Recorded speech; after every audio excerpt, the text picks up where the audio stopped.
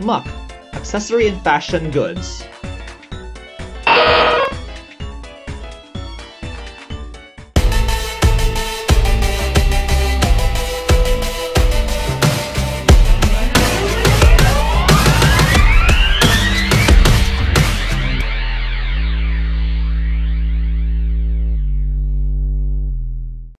Hello YouTube, this is Chriz bringing you folks another Pokemon X and Y Wi-Fi battle. And this battle is a pretty fun battle versus Taylor. And on the event of this battle, it was actually her birthday. And I beat her in the first match that we battled, and I beat her like in a landslide. And if she brought another team versus me, and she specifically asked for both of us to have OU team with some UU Pokemon, but looking at her team, she has no OU Pokemon. She has mostly NU Pokemon, bar her Noivern. And I'm like, what is this, Taylor? Come on, I thought you were gonna do better than this. I'm gonna absolutely defeat you now, and you're gonna feel bad on your birthday because you've lost. And I should have had more faith in her, because Taylor actually brings forth the destruction, the power, the skill with her NU Pokemon. I'm gonna call Taylor the Queen of NU because I should never underestimate NU Pokemon. That's what I've learned from facing Taylor. She actually does very well this battle, and this battle turned out to be very close. And I was in disbelief this whole match by how good she was doing.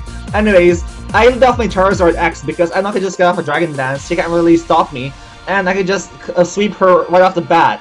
But looking at the length of this video, you folks know that this battle is longer than just 3 minutes. It's like 9 minutes, and 9 minutes of like really close battling and Pokemon action with NU versus OU basically. So I absolutely annihilate her Electros with my Outrage.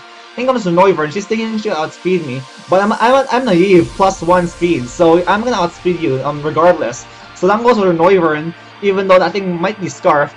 Or, it probably is Specs, because if it was Scarf, then that thing would have outsped me. Anyways, I destroyed her Noivern, so it's 6-4 right now. I'm like, okay, I'm gonna win this. And I'm not gonna give her any mercy, even though it's her birthday, because I'm here to win. Not to, give any people exceptions because of their birthday, but, she is no one to mess with. She is really good, especially with NU Pokemon. Anyway, she gets lucky right there, and I get confused, and she hits me a Rock Slide, so I'm like, okay, that's fine. I can just set up a Stealth Rocks, and get in my next boosting Pokemon, which is my Aegislash, and sweep her entire team from there. Anyways, it comes her Muck, and Muck is definitely her MVP for this match. This whole match, this Muck has plagued me and really trolled me. Anyways, I set up Stealth Rocks on that thing, and I'm expecting her to go for a Power-Up Punch, because that's what Muck's carry nowadays. But she goes for a Gunk Shot instead. I didn't predict that, but I still get the better end of the prediction right there, which is no damage from Gunk Shot. And then it comes Eris, her Banat, and I'm like, okay, I might be able to outplay her with my Aegislash, because she can go for a Destiny Bond and knock out both of us. But maybe, just maybe, I can get her to a little bit me before when I'm +2 or something, or do something else other than Destiny Bond. And I can knock it out with Shadow Sneak and destroy her Banat and take her out of the game. And sweep her basically. And that's my plan right now. So I just keep going for a Swords Dance right here. I'm at +4, and she goes for a Destiny Bond right here. And I go for a Shadow Sneak right here. So I got out-predicted right with this Banat. And I'm like, damn it, she destroyed both of my boosting Pokemon.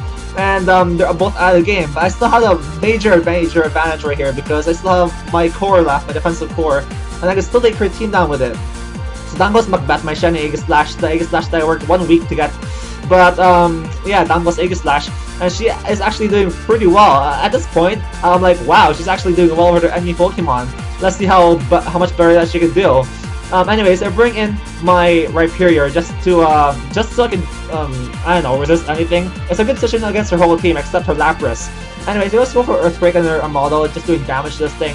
And she has successfully spun away the Stealth Rocks from her side of the field. And that kind of sucks for me because now, her Lapras is gonna get a switch-in, and it won't really receive that much damage upon switch-in. So that is a really good play on her part. I can't stop Stealth Rocks. She can just keep going for Rapid Spin endlessly. That's why she went for it twice right there, because she absolutely doesn't want Stealth Rocks on her side of the field. So she brings her Lapras right here, and I believe I switch out on this turn. So yeah, I don't want to get Surf. I was thinking I wouldn't be able to survive it, and I bring install my Fortress just to see how much damage that Surf does. And she goes for Surf, and this damage convinces me that I could survive a Surf with my Rhyperior because I have Solid Rock as an ability, and with Solid Rock you can resist a super effective move. So basically it'll be only ×3 effective to me instead of ×4. But still, that's a very stupid way of thinking, because obviously I can't live with a Lapras' Surf with my Rhyperior. It's ×4 super effective. And that really influences on the way I play later on in the match. You'll see why in a bit. Anyways, I have spikes on this Muck because Muck can't really do much to me. And I bring in my Rhyperior expecting her to like go for a power-up punch, and she does, which is nice. I can just go for the Earthquake and knock this thing out. And she gets attack raise, and I'm like, okay, that's fine, that's cool.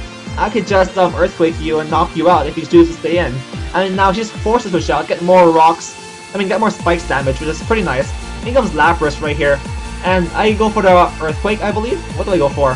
So she's hurt by spikes. Yeah, I go for Earthquake right here.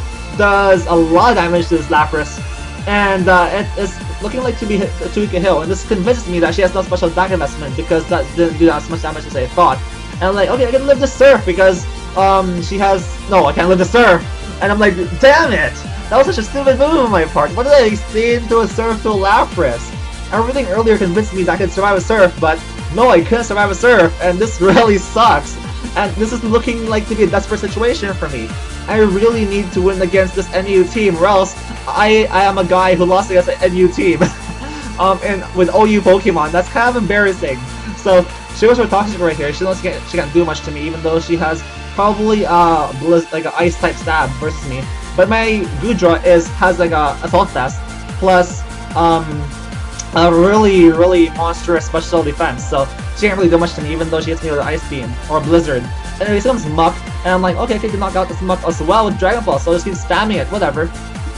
So I go for Dragon Balls right here. It hardly does anything. So I'm like, what? Is Muck that bulky in special defense? And she tells me in Facebook chat that her Muck actually has Assault Vest, max special defense, and HP. And that's why this Dragon Ball isn't doing much. But at this moment, I was bewildered. I was shocked. I couldn't comprehend why this Muck isn't taking that much damage from my Goodra. And yeah, this Muck is just boosting up with Power-Up Punch. And my last Pokemon will be Fortress versus her Muck. And Muck is already very slow, and my only attacking move is Gyro Ball.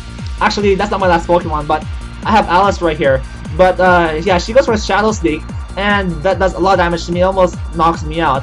I go for a Destiny Bond right here, hoping that she can go for another Shadow Snake, and hoping that she's like maybe dumb enough, but no, she's the queen of MU, Taylor. She knows what she's doing. She's a good battler, and even with my Frost Breath, I don't take it down.